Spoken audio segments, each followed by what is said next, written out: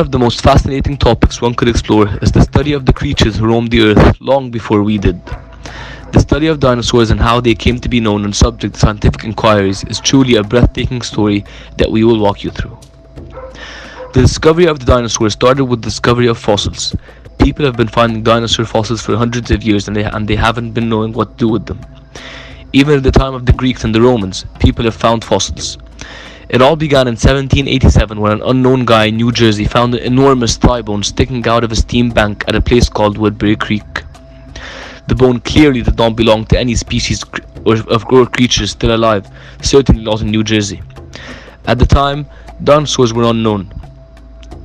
The bone was sent to Dr. Caspar Wistar, the nation's leading anatomist, who described it in a meeting of the American Philosophical Society in Philadelphia that autumn. Unfortunately, Wistar failed completely to recognize the bone's significance. A year later, in 1788, French scientist Buffon made very interesting observations regarding land, water, and soil, and he claimed that America was an infertile land. This made Thomas Jefferson angry, and therefore he tried to rebuttal Buffon in his works. At the time in Philadelphia, bones of what seemed to be a mammoth were discovered. However, scientists of that time had false and exaggerated descriptions of the animals. They perceived it to be larger and more violent than it actually was. Later in 1795 in Paris, scientist Georges Cuvier wrote a formal description of the beast, or what they thought was a mammoth. 1 year later, he came up with a theory that a lot of animals used to exist but now they're extinct. The theory of extinction, actually.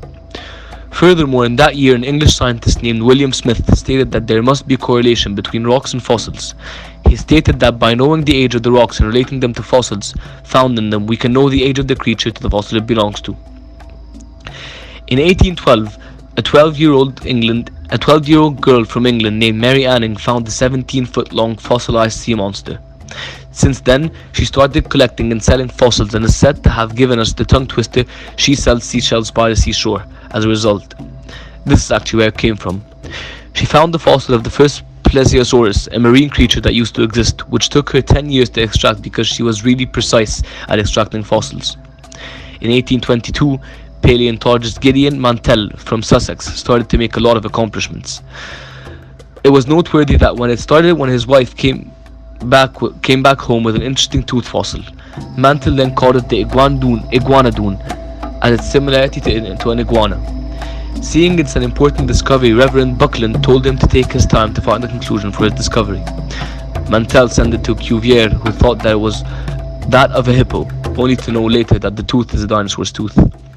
When Mantell decided to submit the discovery of the iguanodon, he found out that Reverend Buckland discovered the creature with the same description and called it a megalosaurus.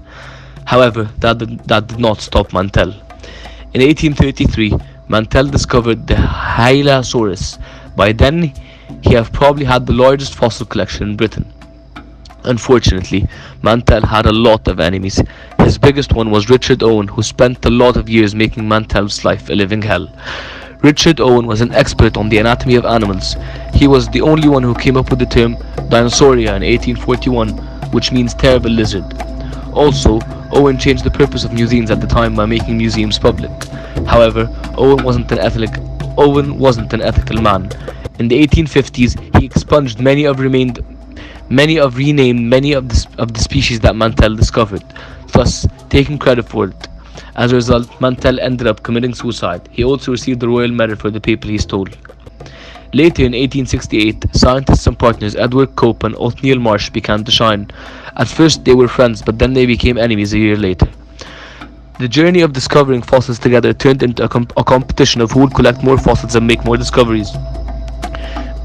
They then started to insult each other and steal each other's work. However, both of them combined were able to increase the number of known dinosaur species in America from 9 to almost 150.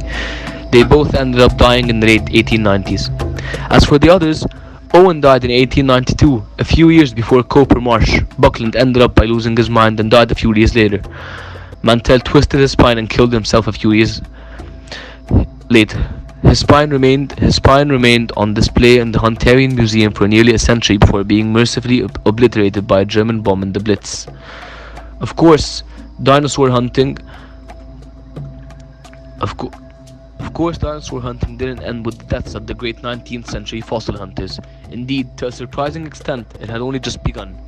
In 1898, the year that fell between the deaths of Cope and Marsh, a trove greater by far than anything found before was discovered, really at a place called Bone Cabin Quarry, only a few miles from Marsh's prime hunting ground at Como Bluff, Wyoming. However, the problem was that they still haven't had any idea of how old these bones were. So there you have it. This is how the story of the dinosaurs unfolded, and this is how the study of their fossils and remains have brought a whole new discipline to life.